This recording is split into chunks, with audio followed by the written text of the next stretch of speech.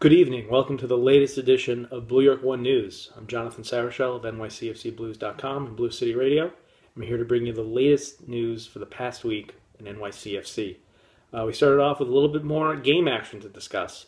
This past Saturday, NYCFC had another preseason game. They had their first game in the IMG Invitational, the Suncoast Invitational, against HB Koje of Denmark. They're a second-level Danish squad.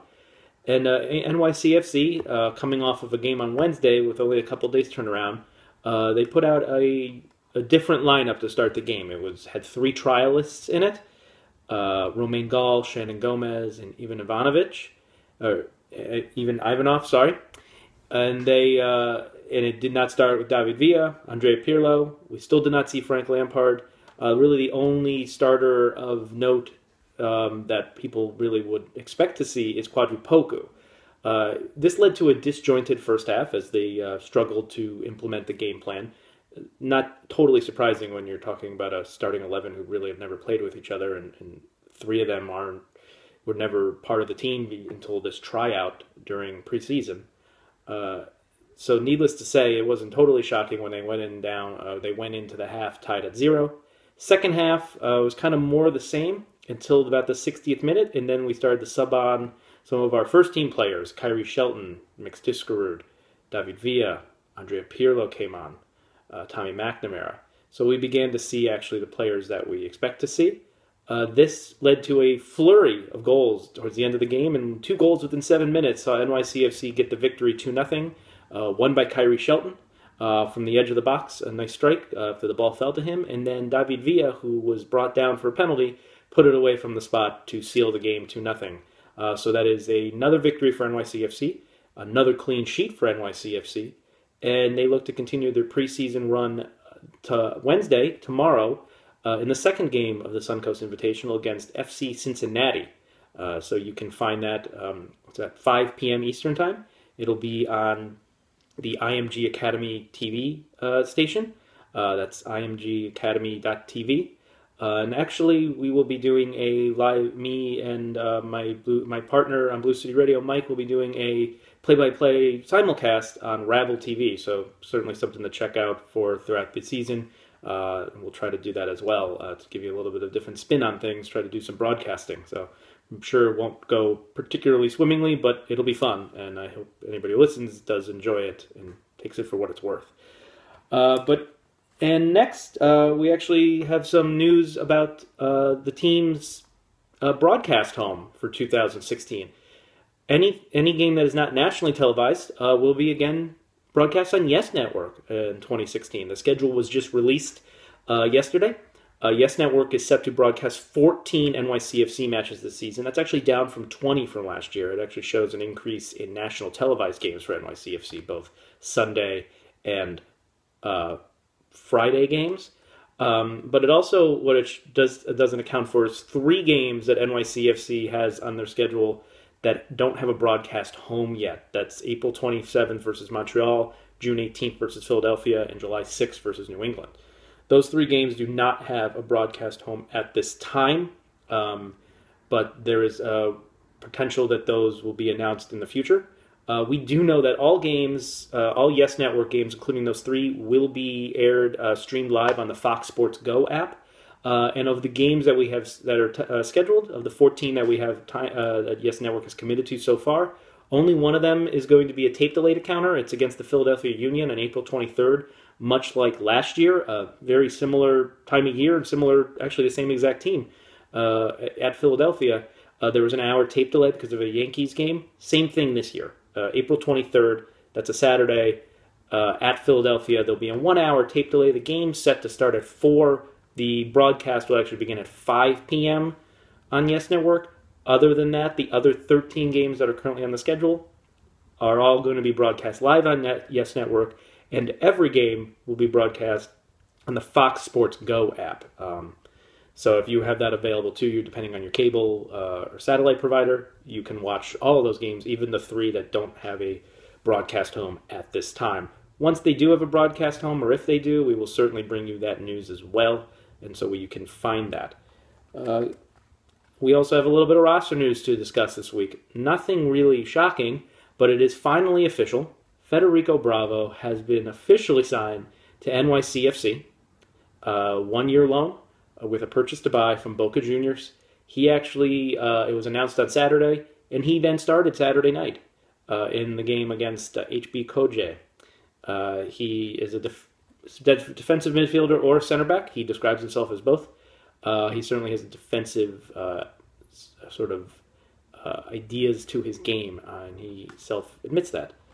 He's a defensive-minded player, so that certainly fits with what NYCFC has been looking to get this season, off-season, is more defensive players. So that'll certainly fit in.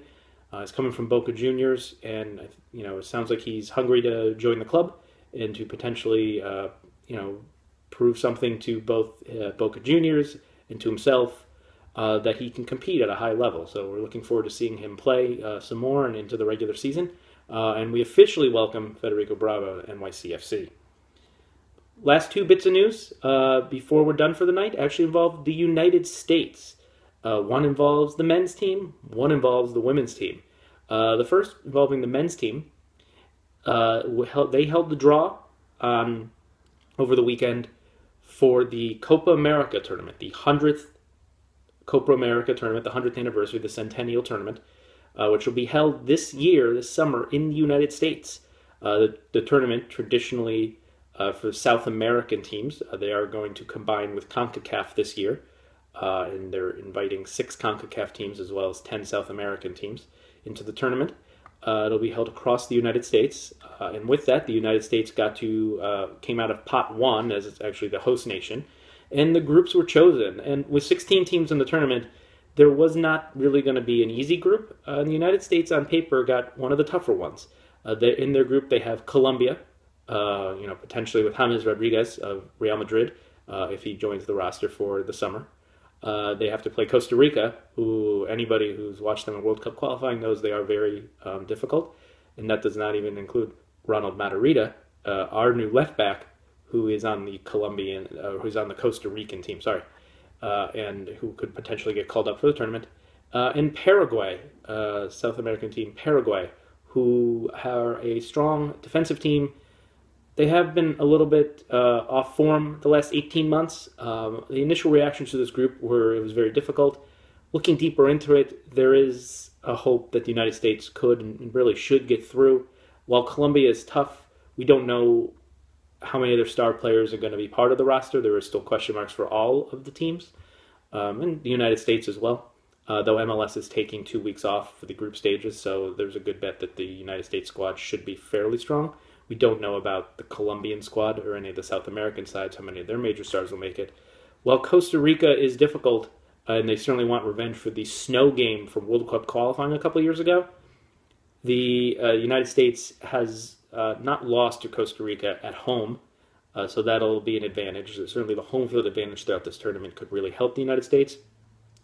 And Paraguay, as previously mentioned, has been struggling in the last 18 months, so and if they don't find their form, really the United States should feel like they can beat them. So while it's not going to be easy, and it'll be high-level competition, that is kind of the point of one of these tournaments, is to face high-level competition, to kind of test yourself, to see where you're at. And this is a big opportunity for the United States to show that they have shaken off the poor run of form to end 2015 and can really cement themselves as maybe the best team in CONCACAF, and a team that you have to pay attention to on the world stage, at least respect.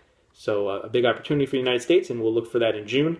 I mentioned Matarrita could be called up, Mix Diskerud could be called up, theoretically Kyrie Shelton could be called up, though he could end up on the Olympic squad as well for the United States if they qualify for the Olympics, the under-23s. But there is an opportunity for NYCFC to be directly affected by this, and we'll certainly keep you abreast of any roster information as the tournament comes closer. And the final bit of news actually involves the United States women. The United States women team just finished off CONCACAF Olympic qualifying for this year's Summer Olympics in Rio de Janeiro, Brazil. The United States women not only went undefeated, they didn't allow a goal the entire qualifying run. I believe it was 25 goals scored to 0 allowed. So congratulations to the United States women on another successful tournament and another successful run of results. We look forward to seeing them go for the gold medal this year in Brazil and to bring it back home as they have done before. So certainly congratulations are in order. Even with all the roster changes and some notable players retiring from international duty, it has not seemed to slow them down one bit, and in some ways it almost has invigorated them to even do better. So certainly for United States fans, it's very exciting. They're doing us proud again, and we look forward to the Summer Olympics towards the end of the summer in Rio de Janeiro. And with that, we're done for this week's Blue York News. I'm Jonathan Sauerschell of NYCFCBlues.com, at NYCFC Blues, and at Blue City Radio for our podcast.